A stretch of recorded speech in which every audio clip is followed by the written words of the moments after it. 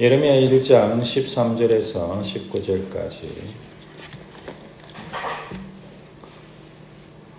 제가 읽겠습니다. 여호와의 말씀이 다신에게 임하니라. 이르시되 내가 무엇을 보느냐 대답하되 끓는 가마를 보나이다. 그 윗면이 북에서부터 기울어졌나이다 하니 여호와께서 내게 이르시되 재앙이 북방에서 일어나 이 땅의 모든 주민들에게 부어지리라. 내가 북방 왕국들의 모든 족속들을 부를 것인즉 그들이 와서 예루살렘 성문의 기에 각기 자리를 정하고 그 사방 모든 성벽과 유다 모든 성읍들을 치리라. 여호와의 말이니라. 무리가 나를 버리고 다른 신들에게 분향하며 자기 손으로 만든 것들에 절하였은즉 내가 나의 심판을 그들에게 선고하여 그들의 모든 죄악을 징계하리라. 그러므로 너는 내 허리를 동이고 일어나 내가 내게 명령한 바를 다 그들에게 말하라. 그들 때문에 두려워하지 말라. 내가 그들 앞에서 두려움을 당하지 않게 하리라. 보라, 내가 오늘 너를 그 온 땅과 유다 왕들과 그 지도자들과 그 제사장들과 그 땅 백성 앞에 견고한 성읍 쉐기둥 노승벽이 되게 하였은즉 그들이 너를 치나 너를 이기지 못하리니 이는 내가 너와 함께하여 너를 구원할 것임이니라. 여호와의 말이니라. 기도하겠습니다. 하나님 아버지, 오늘 한 시간에도 주께서 친히 우리에게 말씀해 주시옵소서. 우리의 듣는 귀가 복되게 하옵소서. 예수님 이름으로 기도하옵나이다. 아멘. 오늘 전도자의 태도라는 제목으로 예레미야의 소명과 관련해서 우리 전도자의 모습을 생각해 보고자 합니다. 예레미야가 이제 말하자면 이제 하나님의 심판이 다가오는 것을 전하죠. 하나님의 심판이 다가오고 있다. 13절에서 15절까지 얘기하고 있는데 이것을 전하는 것이 하나님의 말씀입니다. 이것을 전해라. 그래서 전도자가 되라. 그런 말씀이 되겠습니다. 예레미야가 이제 이렇게 전도자로 이렇게 부름을 받고 말씀의 종으로 섬기게 되고 말씀을 전하고 전도하고 그렇게 사는데 그때 부름 받았을 때 나이가 아마 10대 후반 혹은 20대 많아야 20대였다. 그렇게 우리가 추정을 합니다. 그래서 우리 나이가 언제든지 하나님께서 우리를 부르시고 또 전도인으로 또 말씀을 전하라는 그 명령을 주신다는 것을 우리가 생각할 수 있겠습니다. 하나님께서 하나님의 심판이 다가온다라는 것은 성경이 우리에게 하는 얘기죠. 한 번 죽는 것은 사람에게 정하신 것이요 그 후에는 심판이 있으리니. 히브리서 9장 말씀이죠. 그래서 심판은 정해져 있습니다. 하나님의 심판은 정해져 있고 이것을 전하여 믿게 하는 것이 우리가 해야 될 일이고 하나님의 뜻이죠. 그래서 우리가 다 이 일을 위해서 부름받았다라는 것을 우리 기억하고 또 우리 전도자의 어떤 모습을 이 예레미야의 모습을 통해 우리가 생각해 보고자 합니다. 첫 번째로 전도자는 모든 것을 말해야 된다라는 것입니다. 모든 것을 말해야 된다. 그래서 14절에 보면 재앙이 부어지리라 그렇게 얘기하고 있습니다. 재앙. 그 다음에 16절에 보면 내가 심판을 선고하고 너희를 징계하겠다. 하나님 말씀인데요. 하나님께서 심판하신다. 하나님께서 재앙을 내리신다. 그렇게 말하고 있습니다. 그래서 이것들을 전해라는 건데 여러분 참 쉽지 않겠죠. 우리가 좋은 얘기하는 거는 할 수 있는데 복 받으세요. 복 받습니다. 그런 얘기는 하기가 그래도 그런 대로 괜찮은데 벌 받습니다. 그렇게 하는 건 참 말하기가 어렵죠. 그렇죠? 괜히 그렇잖아요. 그래서 우리가 같은 값이면 좋은 말을 해라. 제가 이제 넘어지면서 요만큼 이제 멀쩡하게 보기에는 완전히 멀쩡해졌죠. 근데 사실은 이제 이가 이쪽에 부러졌어요. 얘가 부러졌는데, 이제, 그래서 지금까지는, 이렇게 죽을 먹고 있어요. 처음엔 죽도 못 먹겠더라고, 아파가지고. 그래도 여자였는데 밥도 한두 숟가락씩 먹고, 아, 참, 이게 감사하다. 정말 마음으로부터 감사해요. 이제, 뭐, 주변에 뭐, 또 친구들도 이런저런 친구들이 있지만, 뭐, 일부러 뭐, 내가 넘어졌다. 뭐 그런 거 얘기하고 싶지 않는데, 뭐, 어쩔 수 없이 이제 뭐, 통화하고 만나고 이런 사람 있잖아요. 그래서 이제, 한 친구에게 내가 넘어져서 이빨이 깨졌다 하니까, 아이고, 서글프라. 그 이제 오래된 친구인데 참 그 마음이 전해지더라고요. 니하고 나하고 너와 내가 이렇게 나이가 들어가는데 너가 그렇게 이제 벌써 그렇게 이제 그렇게 또 힘든 일을 이렇게 지나가나 그래 서글프라. 근데 그 말도 야, 좀 마음에 이렇게 닿더라고요. 친구가 참 나를 위해서 그래 걱정하는 마음이 있구나. 그런 이제 또 한 사람을 만나가지고, 이건 이제 교회를 안 다니는 분이고, 이제 처음에는 이제, 운동하는 친구입니다. 같이 이제 우연히 만나서 같이 이제 운동 친구로 이렇게 한 번씩 만나면 이렇게 하는데, 나이가 저보다 젊은 줄 알 때 동갑이더라고요. 그래서 이제 그냥 서로 존대하면서 그렇게 이제, 그렇게 상당히 그래도 뭐, 거의 한 벌써 2-3년 됐죠. 그러다 보니까 이제 서로에 대한 그 마음이 있는데, 이제 그분이 그래 얘기하더라고요. 내가 얘기를 했더니, 그래서 내가 못 나왔습니다. 지난주에 제가 못 나왔습니다. 이렇게 하니까 그분이 액땜 하셨네요. 네. 그래서, 그 말도 참, 그래. 뭐 세상적인 어떤 관점이기는 하지만, 그래도 참, 말이 참 힘이 있구나. 또 그런 생각이 들더라고요. 그래서 우리가 좋은 말을 하면 얼마든지 뭐 우리가 또 할 수도 있고 또 그런데 조금 안 좋게 들리는 얘기는 하고 싶지도 않고 또 하기도 힘들잖아요. 근데, 이 말씀을 전할 때는 다 얘기해야 된다. 재앙도 얘기하고 심판도 선고해야 된다 하는 것입니다. 그래서 17절에 하나님의 명령이 분명하게 나타나 있는데요. 다 그들에게 말해라. 그렇게 17절을 보면 딱 그 워딩이 그래 되어 있습니다. 다 그들에게 말해라. 그래서 우리가 이제 하나님의 말씀을 전하는 사람들은 다 얘기해야 됩니다. 우리가 전도할 때에 구원도 얘기해야 되고 심판도 얘기해야 됩니다.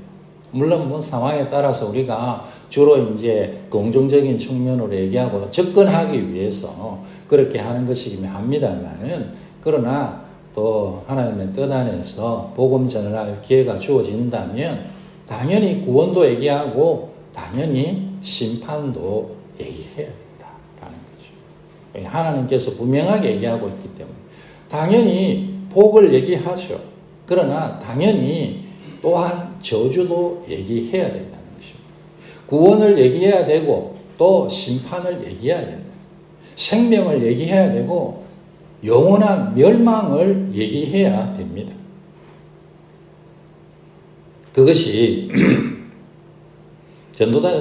전도자들에게 주시는 하나님의 말씀입니다.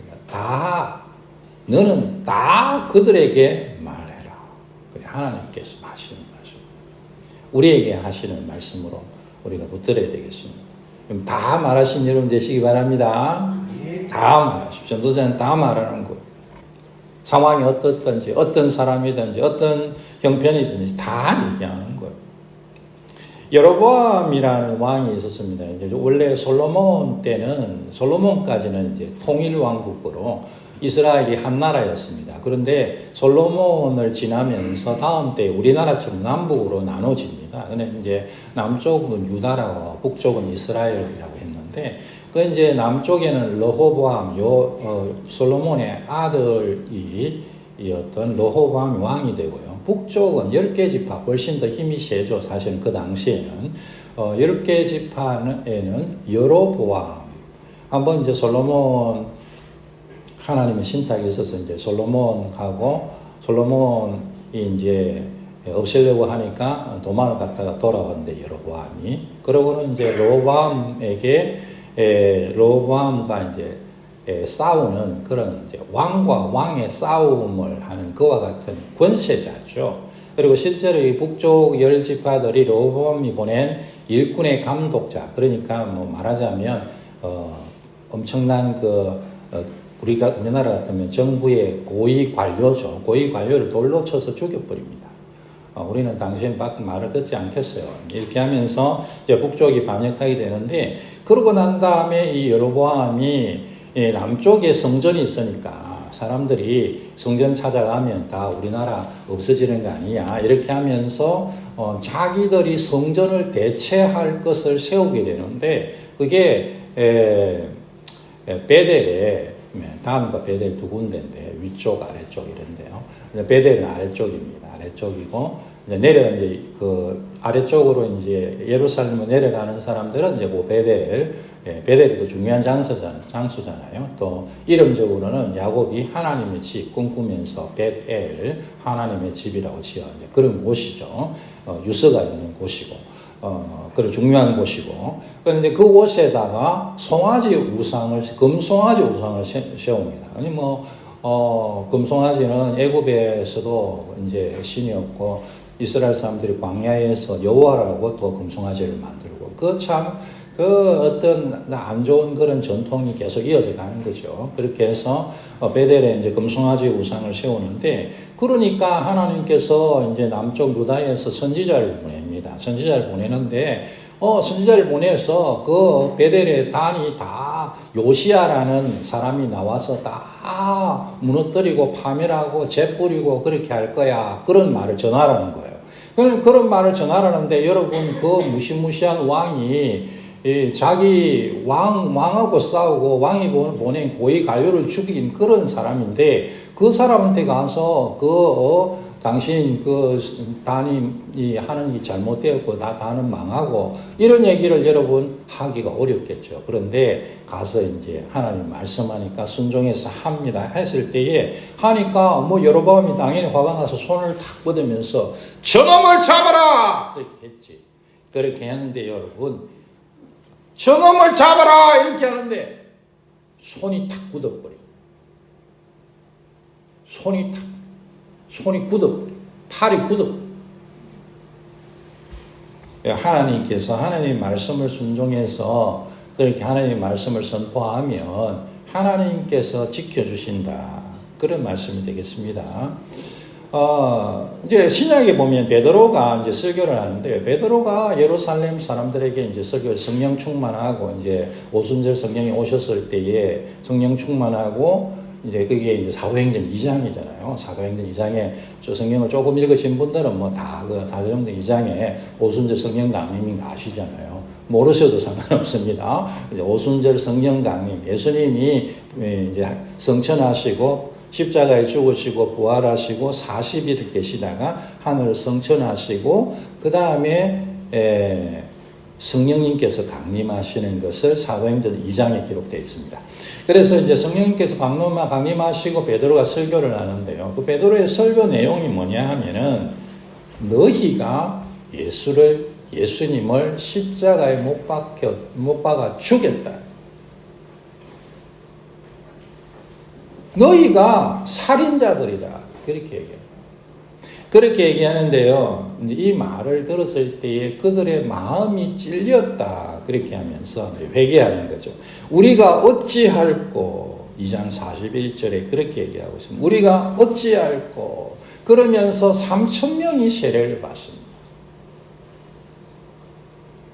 우리가 생각할 때에, 야, 너희들이 살인자들이야, 이렇게 얘기하면 역시 다 싫어할 것 같은데, 그 말을 듣고 마음이 찔려서 회개하는 큰 역사가 일어나가는 거예요.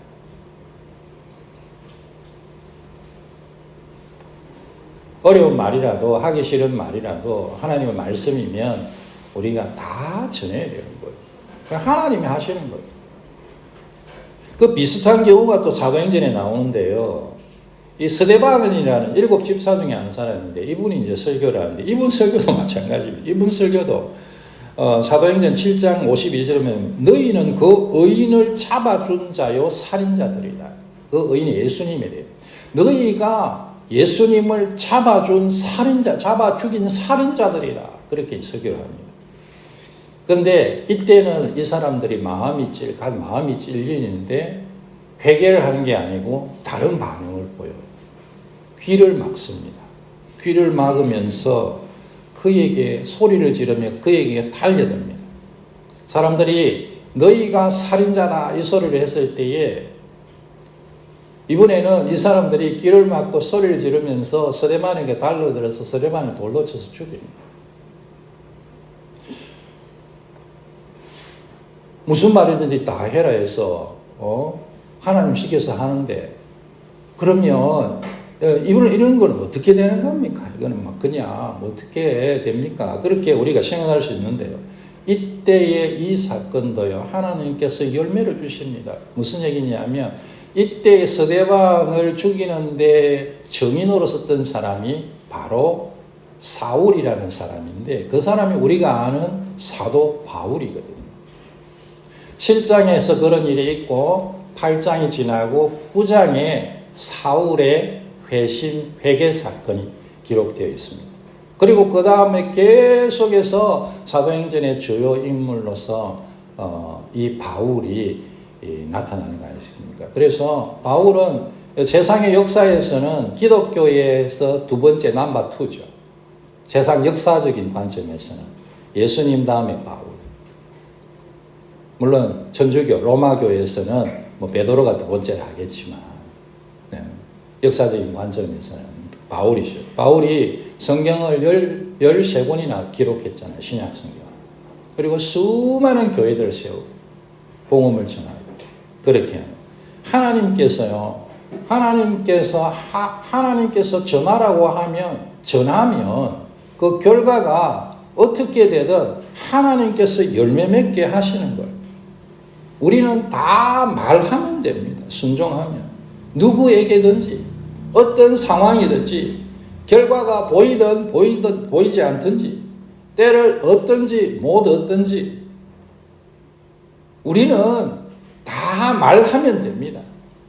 그러면 하나님께서 열매를 맺게 하시는 것입니다. 이것저것 생각하면 여러분 전도 못합니다. 씨를 뿌리는 건 전도하는 게 씨를 뿌리는 건데요. 성경에 씨를 뿌릴 때에 풍세를 살피는 자는 씨를 뿌리지 못한다 그렇게 얘기하고 있어요. 바람이 불면 어떡하나 비가 안 오면 어떡하나 이 풍세를 살피는 거예요. 그렇게 고민하는 사람은 씨 뿌릴 수가 없죠. 하나님께서 자라게 하실 거야. 하나님께서 비를 주실 거야. 그러고 씨를 뿌리는 거예요. 뿌리면 하나님께서 열매 맺게 하십니다. 어떤 상황이든지 누구에게든지 다 말하는 여러분 되시기 바랍니다. 우리 모든 것을 말해요. 모든 것을 심판도 얘기하고 또 생명도 얘기하고 재앙도 얘기하고 축복도 얘기하고 그렇게 다 얘기하는 우리가 되어야 되겠습니다. 전도하자, 말씀을 전하자 이렇게 하는데 여러분들이 이제 내가 예수님을 전해야 되겠다 그렇게 생각하고 하나님 말씀을 전해야 되겠다 이렇게 생각하고 전할 사람 없나 이렇게 이제 두루두루 이렇게 살펴볼 때에 저 사람에게 내가 얘기해야겠다 말해야 되겠다 이렇게 생각을 하고 하면 여러분 당장에 무슨 생각이 듭니까? 두렵죠. 아이고 그냥 나 말 못하겠다. 부끄럽고 두렵다. 무슨 일이 생길지 어떻게 하나? 그런 생각이 대부분은 그런 생각이 듭니다. 대부분. 그래서요 사실은 그런 경험도 있기도 하고 그러니까 참 이게 두려움이 몰려오는 거죠. 그런데 오늘 성경 말씀을 보니까 두려워하지 말라. 그렇게 말씀하고 있습니다. 두려워하지 말라. 하나님께서 함께 하십니다.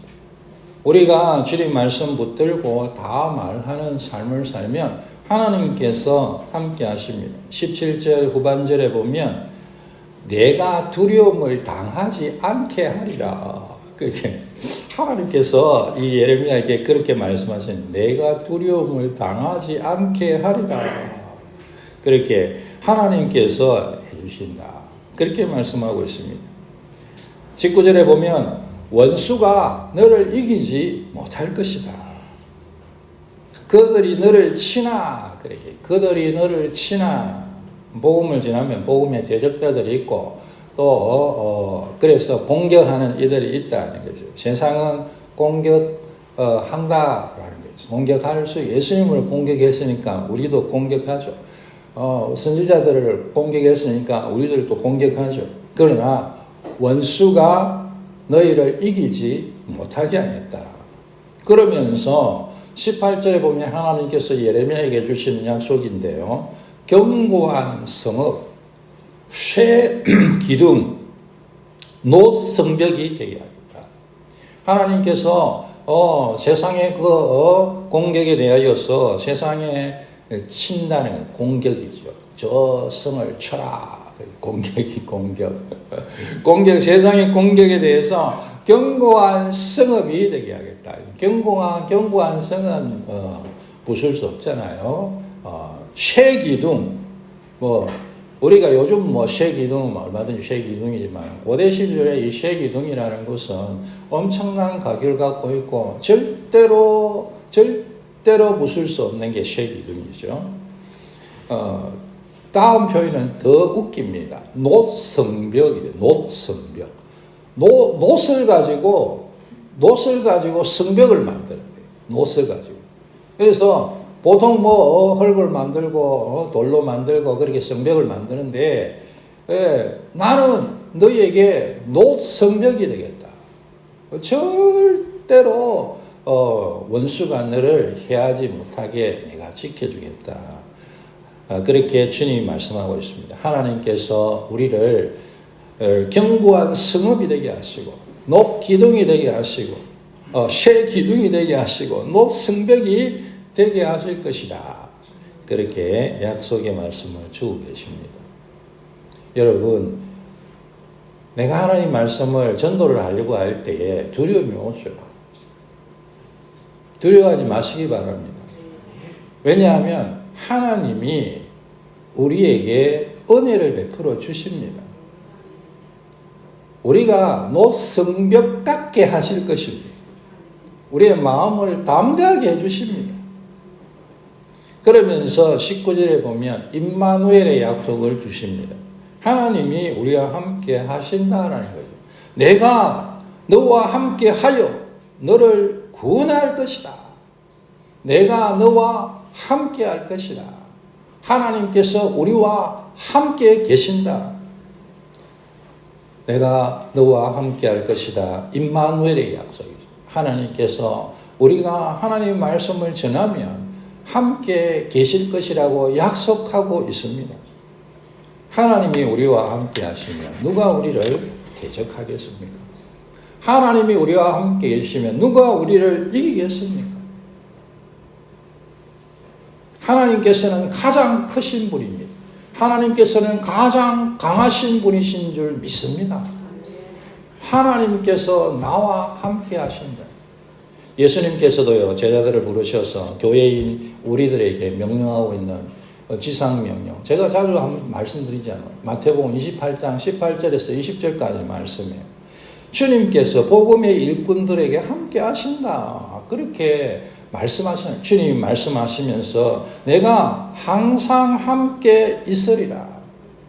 임마누엘의 약속을 주고 계십니다. 내가 항상 함께 있으리라. 하늘과 땅의 모든 권세를 내게 주셨으니, 하늘과 땅 뭡니까? 하늘, 땅, 온 세상이, 온 우주입니다. 주님께서, 우리 예수님께서 온 세상의 권세를 갖고 계십니다. 세상은 예수님의 것입니다. 세상은, 이 우주는 예수님이 다스리고 계십니다. 그것이 하늘과 땅의 권세를 가지셨다는 것입니다. 과거와 현재와 미래의 주인이십니다. 시간과 공간의 주인이십니다. 모든 권세를 주님이 우리 주 예수님께서 갖고 계십니다. 하늘과 땅의 모든 권세를 예수님이 갖고 계십니다. 그리고 그 예수님께서 복음을 전하는 교회인 우리들에게 분명하게 약속하십니다. 내가 너희와 항상 함께 있겠다.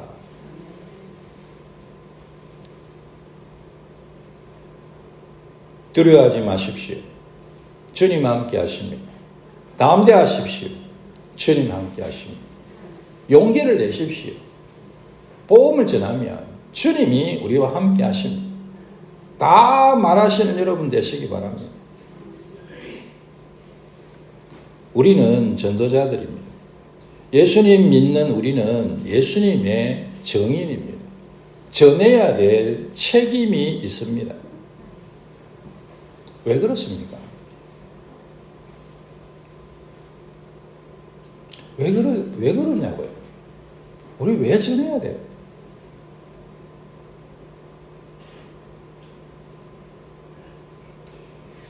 이것이 사느냐 죽느냐의 문제이기 때문입니다. 한동안 전도 설교 좀 안 하더니 요즘 자꾸 전도 설교를 왜 하나. 지난번에도 전도 설교 하더니 그렇게 생각이 드시는 분 있으십니까? 저는 안 할 수가 없어요. 왜냐하면 사느냐 죽느냐의 문제이기 때문입니다.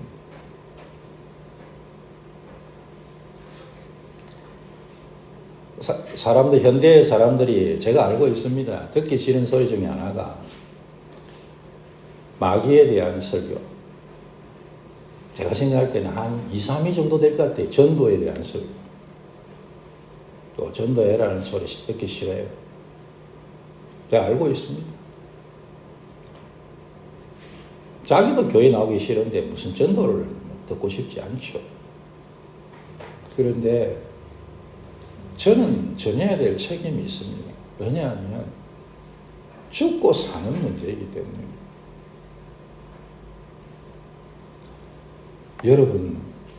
여러분도 그 책임이 있습니다.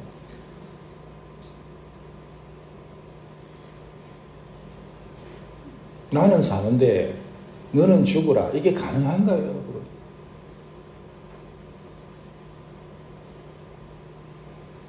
비행기가 추락하고 있는데 A-Z 방에 가면 낙하산이 있어. 자기는 거기가 낙하산을 가져와서 등에 맸어요. 옆에 사람에게 A-Z 방에 가서 낙하산을 매라 이렇게 얘기를 해야 안 됩니까? 나 얘기하기 싫다고, 나 바쁘다고, 나 빨리 뛰어내려야 된다고 옆에 사람 내버려두고 그냥 가면 되겠어요? 그런 뜻입니다. 그래서 제가 말씀드리는 성경이니까 저는 사실 말하는 것이에요. 성경이 나와 있으니까. 에레미야서 설교를 하니까 그렇기도 하고. 그래도 뭐 제가 요거 빼먹고 넘어가고 그렇게 할 수 있잖아요. 그렇게 못하는 거예요. 왜냐하면 너무 중요하기 때문입니다. 생사의 문제예요. 생사의 문제. 하나님의 말씀은 생사의 문제입니다.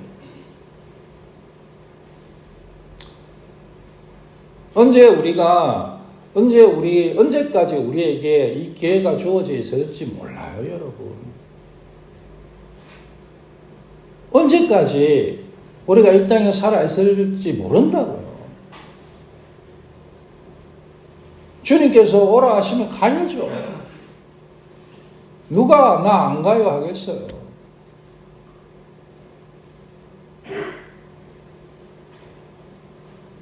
생명은 여러분 주님 것입니다. 생명은 주님 것이에요. 스티븐 잡스가 이 세계를 완전히 변화시켜놨죠. 갓난아이 손에도 핸드폰을 올려놓은 거잖아요. 스티븐 잡스가 한 일이에요. 조그만한 그 차고에서 친구하고 같이 이 공장을 만들었잖아요. 그렇게 시작했잖아요. 그러면서 너 나와 함께 세상을 변화시키자. 진짜 세상을 뒤집어 놨어요. 핸드폰이 나오기 전에, 이 스마트폰이 나오기 전에는 PDA라는 게 있었습니다. 아마 여러분은 기억도 못 하실 거예요. 저는 기계를 좋아하니까 그때 PDA를 썼어요. 그 사람들이 보면 이게 뭐야. 근데 지금은요, 그거 성능과 비교할 수 없는 엄청난 컴퓨터 같은 것이 모든 사람 손에 다 주어진 거예요.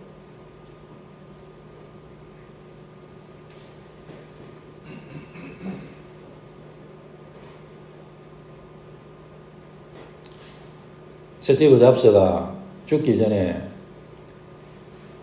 주변 사람들에게 젊은 사람들이 복음을 전했다고 제가 알고 있습니다. 근데 안 듣고 죽었어요, 여러분.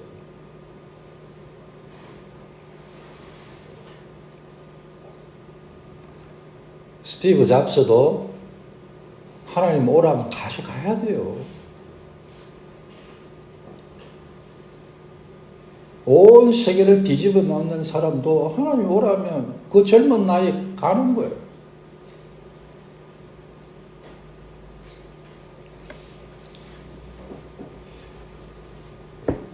복음은 사느냐 죽느냐의 문제입니다. 복음을 전해보셨습니까? 전하려고 하니까 두려움이 생겨서 입이 안 떨어졌습니까? 결과와 반응이 두렵습니까? 사랑하는 제가 나를 미워하면 어떡하지? 이상하게 생각하면 어떡하지? 그런 두려움이 있습니까? 내 자녀와 관계가 틀어지면 어떡하지? 내 가족과 관계가 깨지면 어떡하지? 그런 두려움이 있습니까? 나는 나이가 어리니까, 나는 나이가 많이 들었으니까 그런 두려움이 있습니까? 그래서 나는 괜찮다고 생각하고 있습니까? 다 말해야 됩니다. 말하십시오. 생사의 문제입니다. 생사보다 중요한 게 어디 있어요, 여러분? 영원한 삶과 영원한 죽음보다 더 중요한 게 세상에 어디 있습니까? 영원히 나는 살고 영원히 너는 죽으라고 누가 우리 가운데 그렇게 얘기할 수 있겠습니까?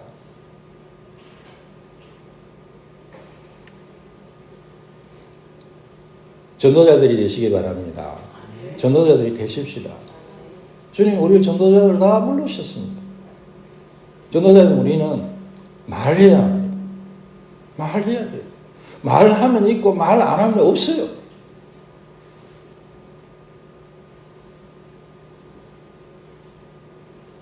옛날에 자주 했으니까 한번 할까요? 제가 이렇게 오늘 이렇게 너무 이렇게 이게 좀 너무 분위기가 따라 어떻게 하겠어요? 뭐 한번 합시다. 말하면 있고 말 안 하면 없다. 말하셔야 돼요. 다 말하십시오. 예수 생명, 불신 죽음 말하십시오. 이대로 살면 영원한 멸망을 당합니다. 우리가 다 말하면 하나님께서 함께 하십니다. 천지의 권세를 갖고 계신, 모든 권세를 갖고 계신 예수님이 우리와 함께 하실 것입니다. 주님께서 우리에게 분명하게 약속합니다. 너희가 다 말하고 복음을 전하면 내가 함께하여 기적으로 보증하겠다. 그렇게. 우리의 삶의 기적은 복음과 함께 나타나는 줄 믿습니다. 내 삶에 하나님께서 그와 같은 은혜를 베풀어 주시기 바랍니다.